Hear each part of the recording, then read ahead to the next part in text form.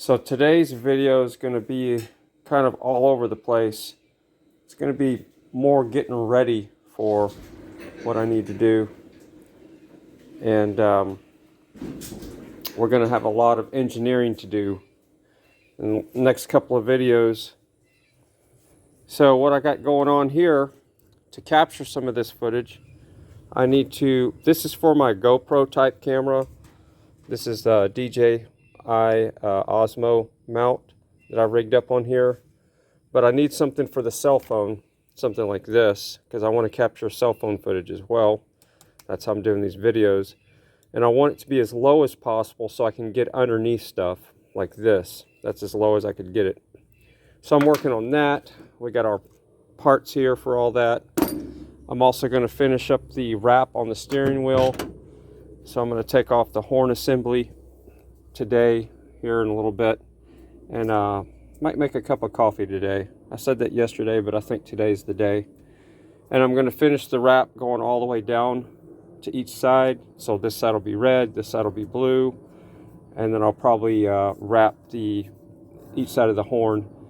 I don't think I'm going to wrap the column. I think I'm just doing the steering wheel. This is to get rid of all the gunk that's coming off my hands so I don't have to wear the riding gloves all the time. So working on that. So I'll wrap the wheel, get the camera system mounted, and test that footage out. Take the old panels out and put in the smaller new ones that I've had sitting beside the house. And once we get to the smaller panel point, then I'm going to start mocking up the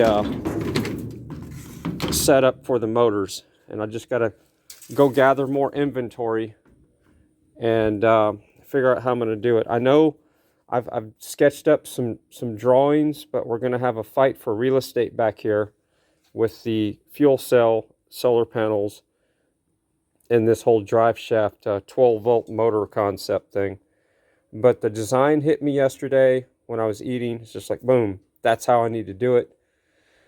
The biggest problem is pulley placement, and the exhaust is going to start getting in the way of this design.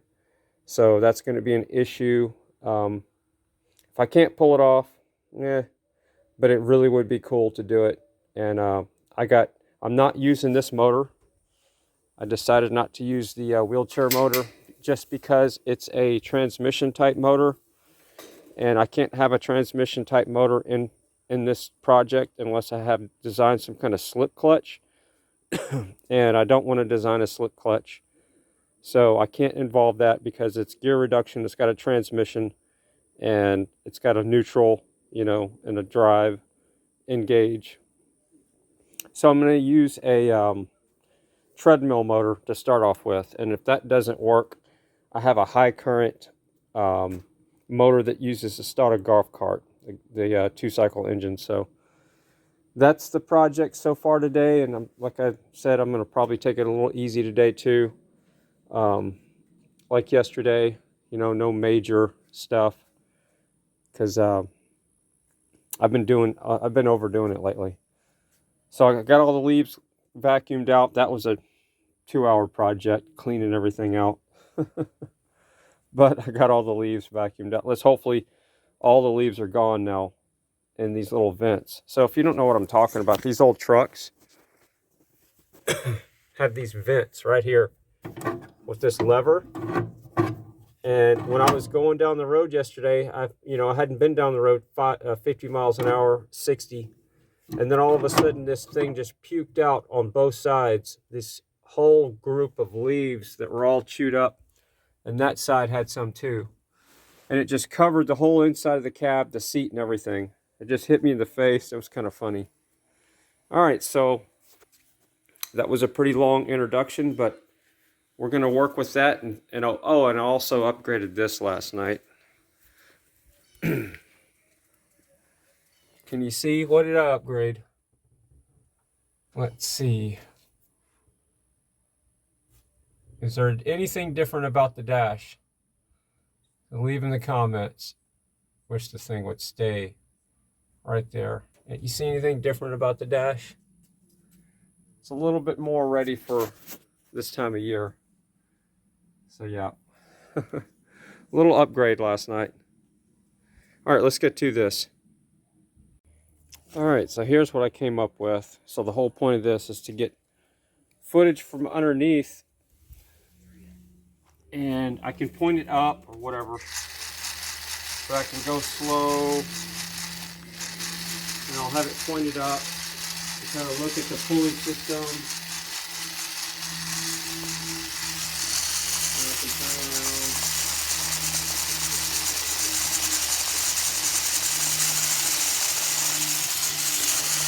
And then I can come back. And then I can readjust the camera. Have another harsher angle right there. So if I want to look up more, now we'll be able to look at the pulleys a little bit more, like that. And I got some adjusting to do, obviously. Then we can come back. But you get the idea. I've used this a lot for underneath footage of vehicles and projects. So that's what I came up with. Seems like it worked pretty good. And this is all I did, is I took the wrist mount that I had to get it as low as possible. Because I got other stuff, but it would have been mounted higher, but I want to be able to get underneath stuff. So this gets me as low as possible. I just wrap this wrist mount around there. I'm going to secure it a little bit tighter. But there you go. So that's done. I'm going to start wrapping the wheel now. All right, while I'm in here, I'm also going to see if I can fix the horn, because it's honking now. I got it unhooked, just the relays on, but it only honks on the right side. On the left, nothing. So I'm going to work on the contacts there first. So once you take those 3 screws out, then behind here is this. I think that thing just flipped over on me, but we'll find out. So this plastic deal here snaps in there. Let's see if it goes in either way. Don't think it matters. And then behind that is this. This is our contact piece. This is what I need to work on. I think I need to clean this up back here and all around here. And then this is our little spring. This is our contact piece. So if, in theory, we short from here to here, there's our, see our little spark? That's our ground sensitive relay there. So you can hear the relay going click, click. So what I'm going to do is clean all this up in here, and then clean this black back plane of this horn assembly, and then clean the contact here really good where it meets on the back of here. And then we'll see if the horn doesn't activate, because it only works on one side and it doesn't work all the time. So I think we can fix this. And then I'll finish wrapping the steering wheel. And you're wondering, what am I wrapping the steering wheel with? Well, of course, stuff I have around the house. So I didn't have enough red. I really wanted all red. But I said, well, you know, this will look cool. I can do red and blue just to mess with people. Because they're going to be like, what is going on with that? So I'm going to continue on down here with the blue. And then this is going to be the red. So it's going to be an even amount of blue. And you can't really see that, but anyway. So I'm going to continue here with the blue all the way down. And then it stops right here. And then the red takes over here. So they both share a middle part of the steering wheel. And now I won't have to wear the riding gloves if I don't want to drive the truck, because I won't get that black, gummy, nasty stuff on my hands. And no, you can't get it out of the steering wheel. The more you clean it, the more it exposes more new black stuff. So let's get to working on this horn. So as I inspect this closer, the only place, because this thing has like a little bow to it. It's like a little parabolic action going on there. So it's the very edges of this metal that contacts the steering wheel. So you can see right here, that's where the horn is activated. So I'm going to focus on the outside edges for the contacts. You can see where it's kind of got gunk on it. And all around here, it's all gunked up. So that's where I need to focus. And it's going to take some time, but should get this horn working a lot better now once I get this cleaned. So I got it all buffed out and cleaned up, vacuumed out. Don't forget to clean the contacts on both sides of this. This is spring loaded. This is what rides on the ground side. This is where the steering wheel gets the ground from, or it's where the contact goes back to the relay. So this is the switch part of it. So this is the continuity for the switch. You got to clean both ends really good. I buff them out with the very fine sandpaper. I'm talking very fine. And clean everything, vacuum it. We're going to put her back together and see if she works. And this is the other side. So this sits on here, and it's already working way better. I mean, before I'd set this in there, and I couldn't even hear the relay chattering. I was thinking, what's going on? So I cleaned both sides of this, and that really made a difference. Not this side of it, but I cleaned that side and that side. You know what I'm talking about. I'm going to clean up this horn assembly, this horn button part.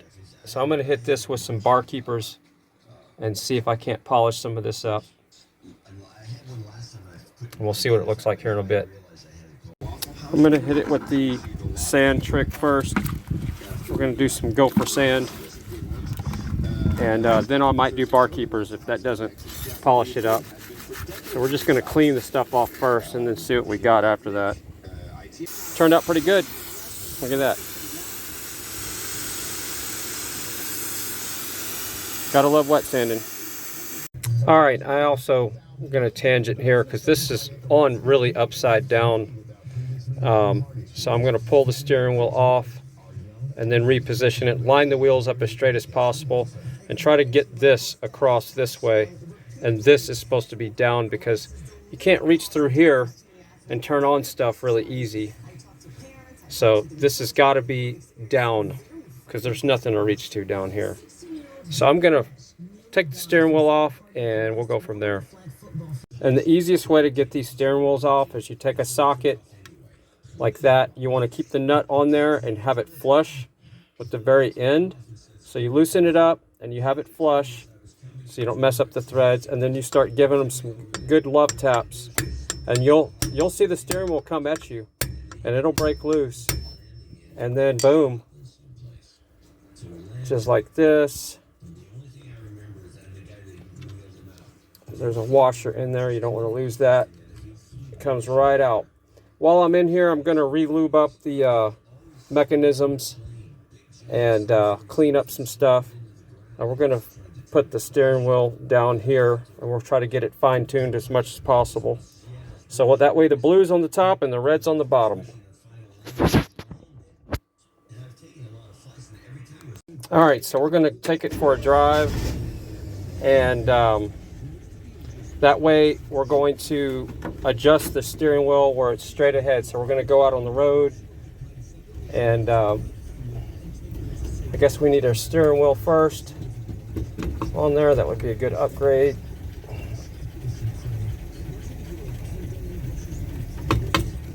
There we go. We're going to come through here. We're going to come around and straighten her out and make sure we're going really good and straight, and then we'll get it adjusted right. Have you ever gone down the road without a steering wheel? Let's do it. Here, you want to drive? Oh, you don't want to drive? All right, here. Well, I'll drive then. So I know it probably triggers people that I couldn't find a leather wrap for this thing. Used to, you could go into a store and they had leather wrap for steering wheels. So I used what I had here, masking tape, red and black. I mean, red and blue. And while I'm here, I'm going to go ahead and hit this with white. Just right up here is going to be white, and right there is going to be white, and that's it. So it pops a little more. It's going to look really cool when I'm done. so that I'll just kind of match the bumper and the other white accents of the truck. From a distance, the steering wheel looks cool. Even up close, just the little, that's what the leather wrap looks like anyway. You know, it's just doesn't look consistent. But anyway, I kind of like this better than a leather wrap because this was pennies on the dollar. Maybe I used 10 cents of tape to do this. So I got everything working. It's lubed up. This is on straight. This is down here like it's supposed to be, so you can reach through here now. And I adjusted it to where it's going down the road as straight as possible. And I'll do my best not to make the worm gear skip anymore so it doesn't get out of adjustment again. So as long as you don't turn it too far to the left and then really wrench on it, it doesn't pop. So I'll just not be making that sharp of left turns. But I can always readjust it if that's the case. I'm going to hit this with some 2X Ultra Cover Semi-Gloss White. So here we go. Definitely not going to do it today, but these were originally white, and I'm going to go back with white. And it's going to be the whole thing white instead of just this little centerpiece. So it's going to make it look a lot better. And that's going to be white. All right, let's see what we got here. It's been drying the back there. So let's do the big reveal and see what we're working with here. Let's get some lighting on that. Let's go out here, get a little better lighting. I'm going to pull off our first layer right there, and then we're going to pull that off right there. Look at that. Now that's what I'm talking about. What an upgrade. Look at that. That pops. So we're going to put it on here in a second, see what it looks like. We'll just do it right now. I wanted to go talk to the AT&T guy. He's across the street. I want to see if they got fiber in the neighborhood yet. All right, so what it looked like before is you saw the ugly color. It's just kind of rusted. I don't know what color you call this, but it's blah. I like things to pop a little bit more. So let's put her on there and see how much of an upgrade this is. It's not screwed on there yet, but that already looks night and day better than what it did before. Look at that. Take it off the mount here. Look at that. The steering wheel is bright and happy now. I just need to screw that on so it's even. But yeah, I would love for the whole interior to be white like that. And so there, it's all tightened in, and horn's working both ways now. Yep, I can hear the relay. I don't have it connected, but I can hear the relay clicking. Now we're going to take out these bigger panels and put in 2 of the smaller ones for now. And I'm going to have to redo my whole mounting system just to figure out where I can put the motors and stuff for this other project. It's going to have a big delay of game. So now we're going to get on this. All right, here's the difference between these panels. These 2 big panels weigh 47.6 pounds. 3 of those small ones weigh 47.4 pounds. So I could put 3 of those other ones in there and have a lot more power.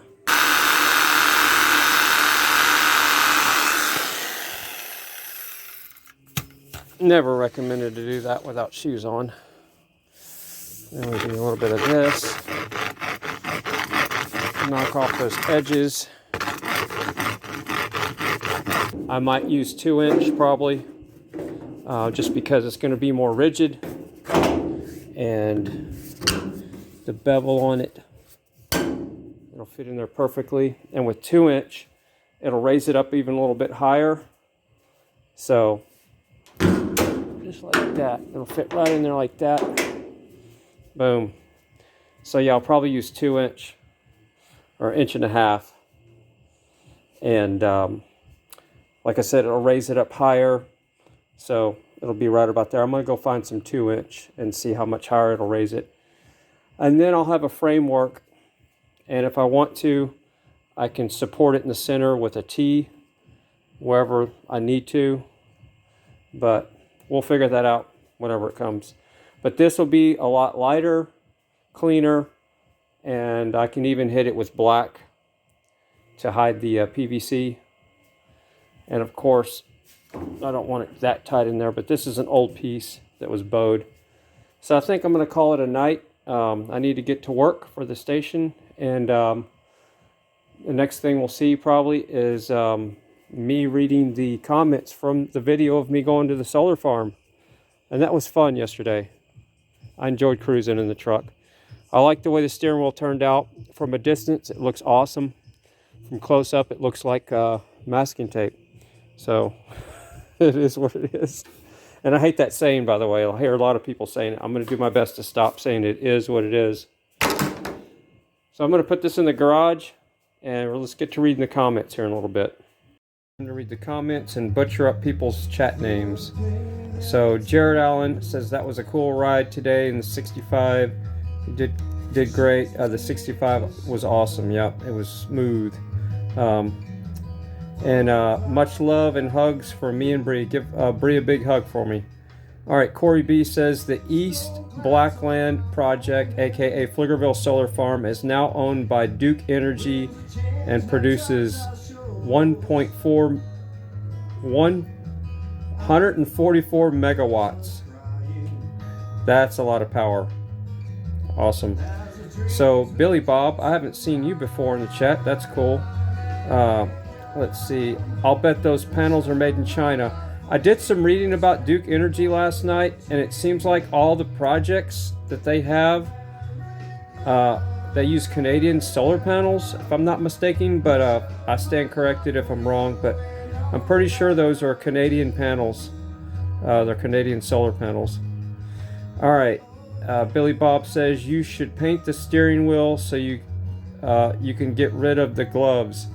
I'll still wear the gloves in the wintertime, but I took care of the steering wheel today, as you can see. So better, I did one better. I put masking tape on the steering wheel, so now I don't even have to worry about the paint getting stained and sticking to my hands.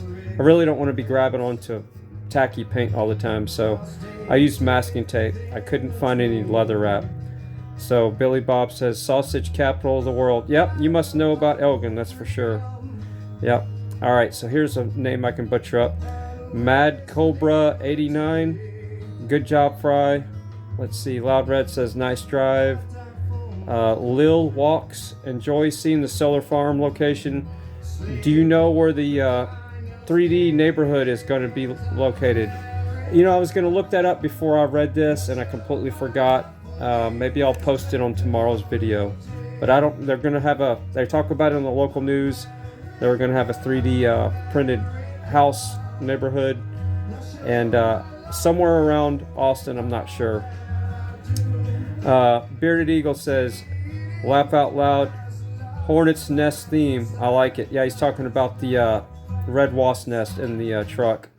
And KCA TV says, painful tour. What he means by that is the countryside used to be beautiful with not all the stacking packs and all the solar panels, and now it's just houses and concrete, and yeah, that's it is sad.